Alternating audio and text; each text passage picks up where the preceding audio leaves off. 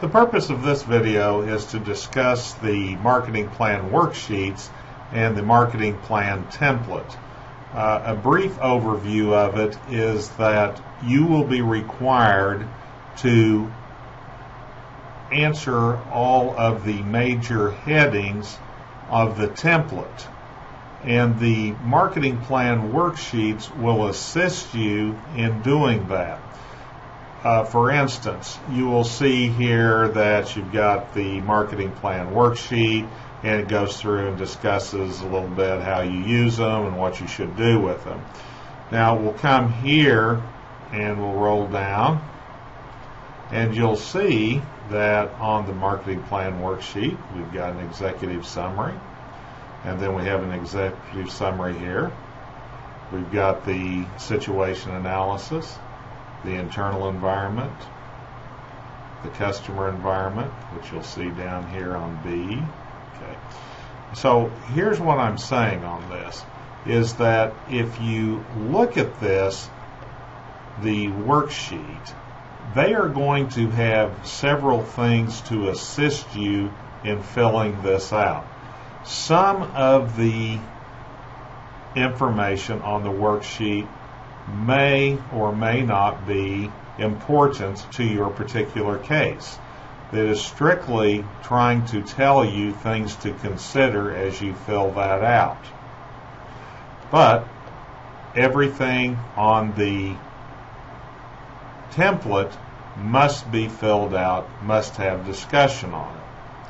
You will also find that the template, for the most part, will work with things that you have done in the assignments and the discussion board. So if I'm going to go through and look at the situation analysis, I'm going to read everything that's in the internal environment, everything that's in the customer environment, everything that's in the external environment, and try to relay the important points that are discussed in the worksheet as it applies to the case 18, and then put that information under these major headings. So don't get confused and think that you have to address every subcategory. That's not the case. You just have to make sure that you understand what each one of those elements require and to fill that out. So for instance, here you'll see they're talking about the environment, the competition, the economic growth and stability, political trends, legal, etc.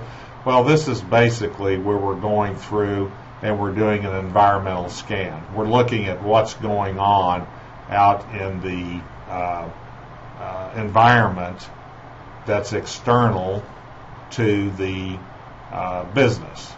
Then your SWOT analysis comes down with strengths, weaknesses, opportunities, and threats. You're required to do the development of a SWOT matrix. Same thing here. If I come down here and I look at the SWOT analysis, which here we go, get down to our external environment, which includes competition, etc. Economic growth and stability. So each one of those items have things for you to consider. They may or may not be relevant to the case, some of the things that they discuss here, but those are things that you have to think about. Okay, so in our SWOT analysis here, we've got our strengths, weaknesses, etc.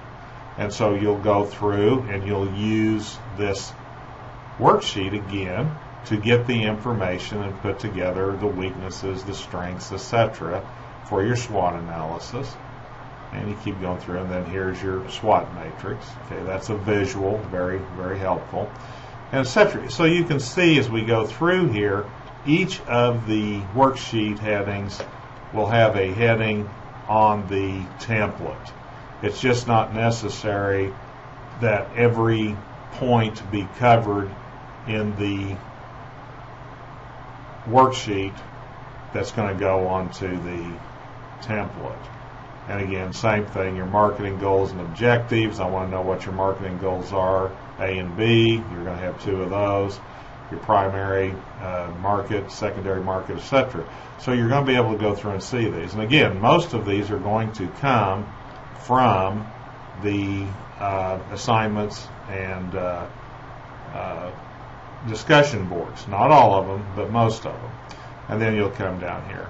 A couple points I want to make here is that once you develop your strategy, then you're going to follow a particular process that you're going to do. And that particular strategy, you're going to discuss it here and tell me what that strategy includes. Then you're going to implement it. And you're going to have structural issues and tactical issues. And again, if we look over here in marketing implications, that goes into some graphing that you're going to need to do to take over there. You get down to your controls. It's going to talk about your different controls.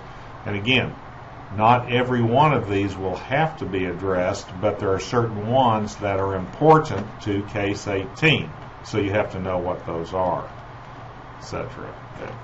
So once you do that, you put your implementation together, your evaluation and controls, and then you show your standards.